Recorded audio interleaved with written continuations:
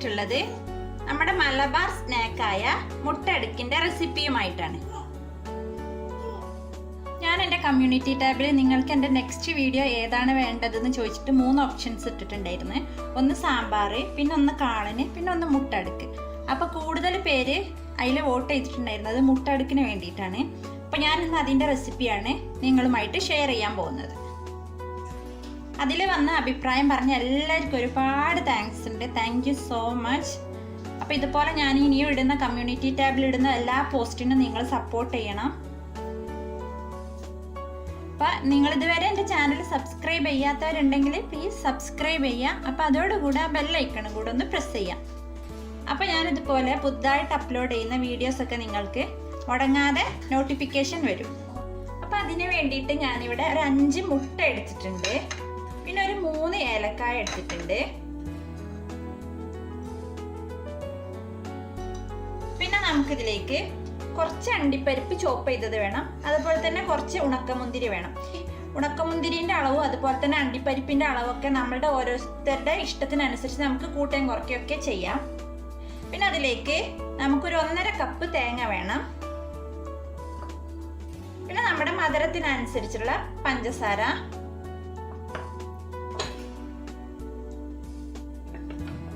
പിന്നെ ഞാനിവിടെ ഒരു 1.5 കപ്പ് മൈദ എടുത്തിട്ടുണ്ട്. അതേ കപ്പിന് തന്നെയാണ് ഞാനിവിടെ 1 കപ്പ് പാൽ എടുത്തിട്ടുണ്ട്. പാലും മുട്ടയും മൈദയും ഏലക്കായും ചേർത്തിട്ട് നമ്മളൊരു ബാറ്റർ തയ്യാറാക്കും. അപ്പോൾ ഇതിൻ്റെ കൺസിസ്റ്റൻസി നല്ല ടൈറ്റ് ആണെന്ന് തോന്നുകയാണെങ്കിൽ നമുക്ക് കുറച്ചും കൂടെ പാൽ ഒഴിച്ചു കൊടുക്കാം. പിന്നെ ഇതിലേക്ക് ഒരു നുള്ളു ഉപ്പ്. ഇത്രയുമാണ് ഇതിന് വേണ്ട ഇൻഗ്രീഡിയൻസ്. അപ്പം നമുക്ക് ഇതെങ്ങനെയാണ് തയ്യാറാക്കുന്നത് എന്ന് നോക്കാം.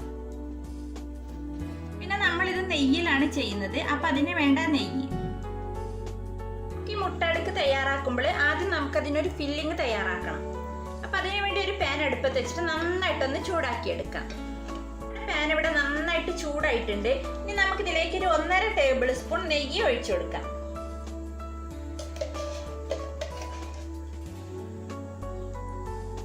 ഈ നെയ്യ് നന്നായിട്ടൊന്ന് ചൂടായി വരട്ടെ. നമ്മുടെ നെയ്യ് ഇവിടെ പാകത്തിന് ചൂടായിട്ടുണ്ട്. ഇനി ഞാൻ ഇതിലേക്ക് എടുത്തു വെച്ചിട്ടുള്ള തേങ്ങ ചേർത്ത് കൊടുക്കാം. നമുക്കിതിനൊന്ന് ഫ്രൈ ചെയ്തെടുക്കണം.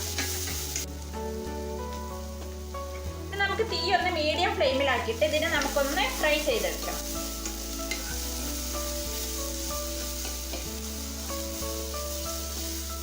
അപ്പൊ നമ്മുടെ തേങ്ങ ഇവിടെ ചെറുതായിട്ടൊന്ന് മൂത്ത് വന്നിട്ടുണ്ട്. ഇനി നമുക്കിതിലേക്ക് അണ്ടിപ്പരിപ്പ് മുന്തിരി ഇട്ട് കൊടുക്കാം. നിങ്ങൾക്ക് നെയ്യിൽ വാട്ടിയിട്ട് വേണമെങ്കിൽ അങ്ങനെ ഇടാം. ഞാനിത് ഇങ്ങനെ തന്നെയാണ് ഇതിലേക്ക് ഇട്ട് കൊടുക്കുന്നത്.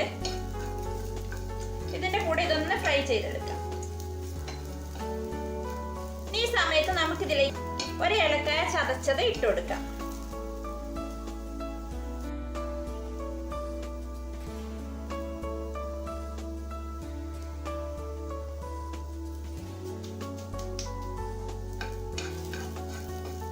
ഇതിനെ നമുക്കൊന്ന് ഫ്രൈ ചെയ്തെടുക്കാം. ഒരു 2-3 മിനിറ്റ് ഒന്ന് ഫ്രൈ ചെയ്തതിന് ശേഷം നമുക്കിതിലേക്ക് ഒരു 3 ടേബിൾ സ്പൂൺ പഞ്ചസാര ഇട്ട് കൊടുക്കാം. ഈ മധുരത്തിന്റെ അളവൊക്കെ നിങ്ങൾക്ക് വേണമെങ്കിൽ ഒന്ന് കുറക്കണമെങ്കിൽ കുറയ്ക്കാൻ, കൂട്ടണമെങ്കിൽ കൂട്ടുകയൊക്കെ ചെയ്യാം. നമുക്കിതിന്റെ കൂടെ ഇതിനൊന്ന് നന്നായിട്ടൊന്ന് മിക്സ് ചെയ്തെടുക്കാം.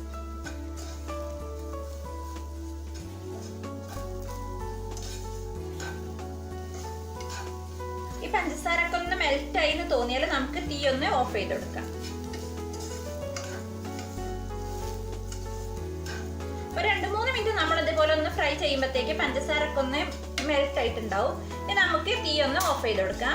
അപ്പൊ ഇത് അങ്ങനെ നമ്മുടെ ഫില്ലിങ് ഇവിടെ റെഡി ആയിട്ടുണ്ട്. ഇനി നമുക്ക് ഇതിനൊരു പാത്രത്തിലേക്ക് മാറ്റാം. ഇനി നമുക്ക് ഇതിലേക്കുള്ള ബാറ്റർ ഒന്ന് തയ്യാറാക്കി എടുക്കണം. അതിനുവേണ്ടി നമുക്കൊരു മിക്സിയുടെ ജാർ എടുത്തിട്ട് അതിലേക്ക് നമ്മുടെ അതിലേക്ക് നമുക്ക് ഈ 5 മുട്ട ഒന്ന് പൊട്ടിച്ചു വയ്ക്കാം.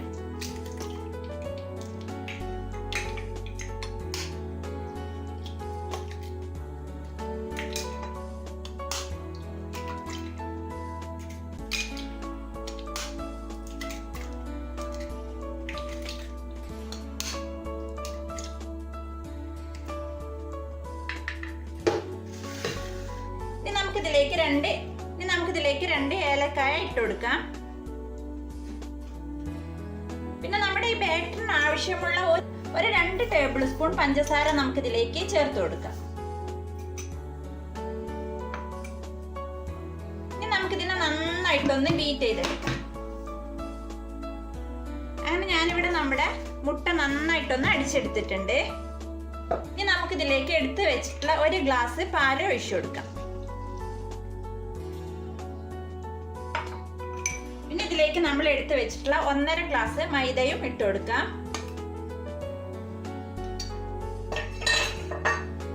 ഇനി നമുക്കിതിലേക്ക് ഒരു നുള്ളി ഉപ്പ് ചേർത്ത് കൊടുക്കാം. ഇതിന്റെ ടേസ്റ്റ് ഒന്ന് ബാലൻസ് ആവാൻ വേണ്ടിയിട്ട് നമുക്ക് ഒരു നുള്ളി ഉപ്പ് ഇട്ട് കൊടുക്കാം. ഇനി നമുക്കിതിനെ നന്നായിട്ടൊന്ന് അടിച്ചെടുക്കാം. അങ്ങനെ ഞാനിവിടെ നമ്മുടെ മാവ് നന്നായിട്ട് അടിച്ചെടുത്തിട്ടുണ്ട്. ഇനി നമുക്കിതൊരു ബൗളിലേക്ക് ഒഴിച്ചു കൊടുക്കാം.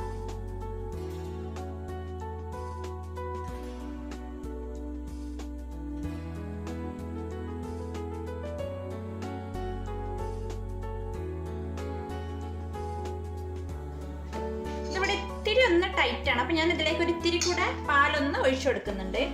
അത് നമ്മൾ ബാറ്ററി തയ്യാറാക്കിയ മിക്സിയിൽ ഒഴിച്ചിട്ട് നമുക്ക് ഇതിലേക്ക് ഒഴിച്ചു കൊടുക്കാം. മിക്സി നന്നായിട്ടൊന്ന് ചുരട്ടിയിട്ട് ഇതിനകത്തേക്ക് ഒഴിച്ചു കൊടുക്കാം.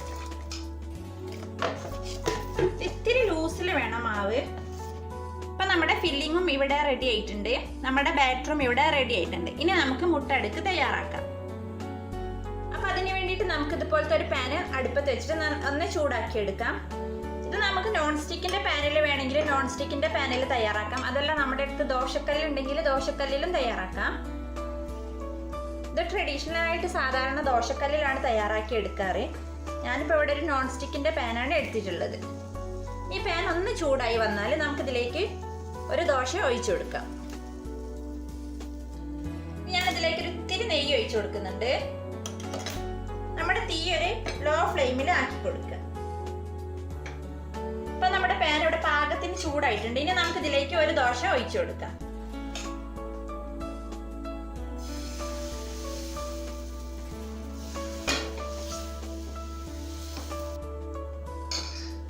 ഇനി നമുക്കിതിലേക്ക് നമ്മൾ എടുത്തു വെച്ചിട്ടുള്ള ഫില്ലിംഗ് ഇതിന്റെ ഒരു ഭാഗത്ത് ഇട്ട് കൊടുക്കാം.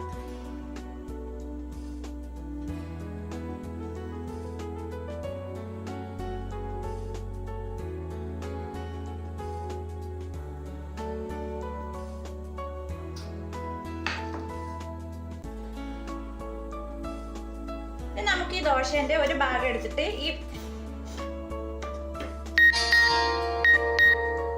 നമുക്ക് ഇതിനെ ഇതുപോലെ ഇങ്ങോട്ടൊന്ന് മടക്കി കൊടുക്കണം.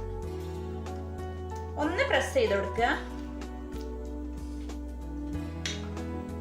ഇനി നമുക്ക് ഇതിന്റെ ഈ സൈഡിലായിട്ട് കുറച്ച് നെയ്യ് ഒന്ന് തടവി കൊടുക്കാം. നമുക്കിതിലേക്ക്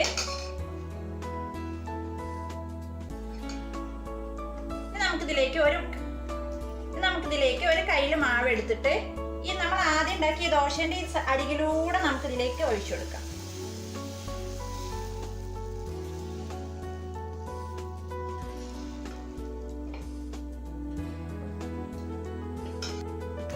ഇനി നമുക്കിതില് ഈ ഭാഗത്ത് കുറച്ച് ഫില്ലിങ് ഇട്ട് കൊടുക്കാം.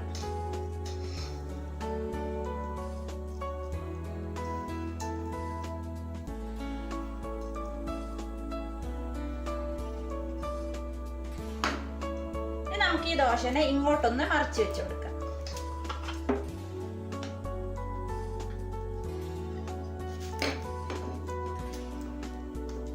ഈ ഭാഗത്തും അതുപോലെ തന്നെ നമുക്ക് കുറച്ച് നെയ്യൊന്ന് തടവി കൊടുക്കാം. ഇനി അതുപോലെ തന്നെ ഈ സൈഡിലും കുറച്ച് മാവ് ഇതുപോലെ ഈ ദോശന്റെ മുകളിലൂടെ നമുക്കൊന്ന് ഒഴിച്ചു കൊടുക്കാം.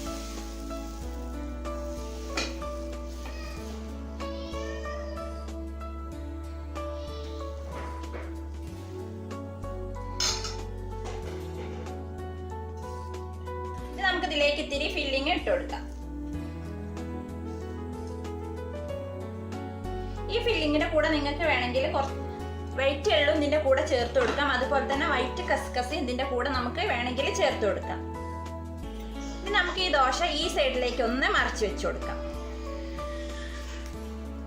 ഇത് നമുക്ക് നമ്മുടെ ചട്ടകം വെച്ചിട്ട് ഒന്ന് പ്രസ് ചെയ്ത് കൊടുക്കാം. അതുപോലെ തന്നെ ഈ ഭാഗത്ത് ഒത്തിരി നെയ്യ് തടവിയിട്ട്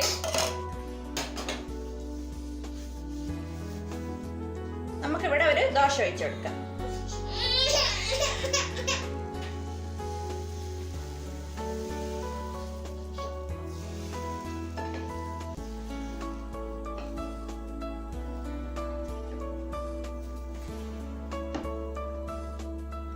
ഇതിന്റെ ഈ സൈഡ് നന്നായിട്ടൊന്ന് ഒട്ടാൻ വേണ്ടിയിട്ട് നല്ലോണം ഒന്ന് ശ്രദ്ധിച്ചു കൊടുക്കണം.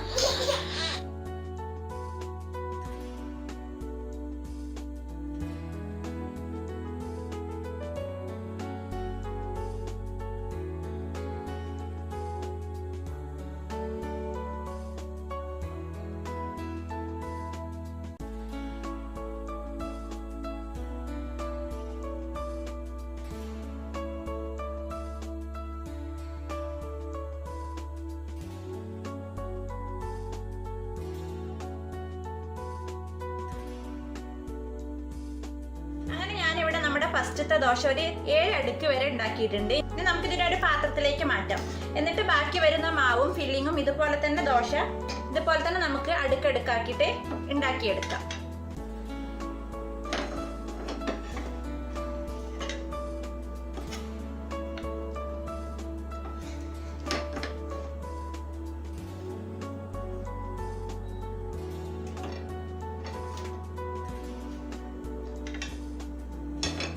പ്ലേറ്റിലേക്ക് എടുക്കുമ്പോൾ ഒന്ന് ശ്രദ്ധിച്ചിട്ട് വേണം പ്ലേറ്റിലേക്ക് ഒന്ന് എടുത്ത് മാറ്റാനേ.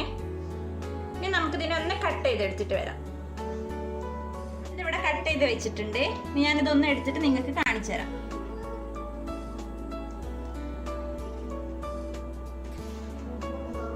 നല്ല ചൂടുണ്ട്. അങ്ങനെ നമ്മുടെ മുട്ട അടുക്ക് ഇവിടെ റെഡി ആയിട്ടുണ്ട്. ഇത് ചട്ടിപ്പത്തിരി പോലെ തന്നെയാണ് കാണാനൊക്കെ.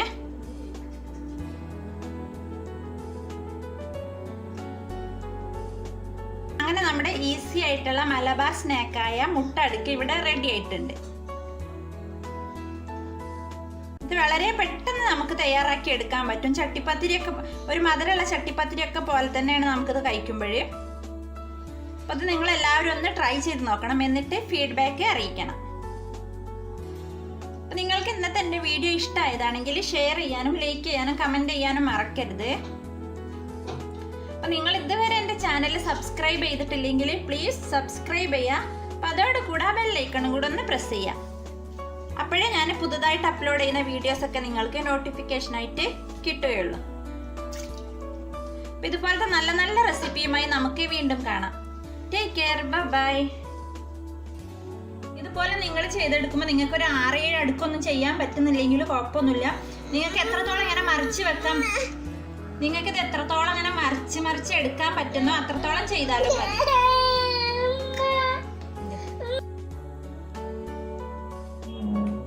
ഈ സൈഡ് ചോക്ലേറ്റ്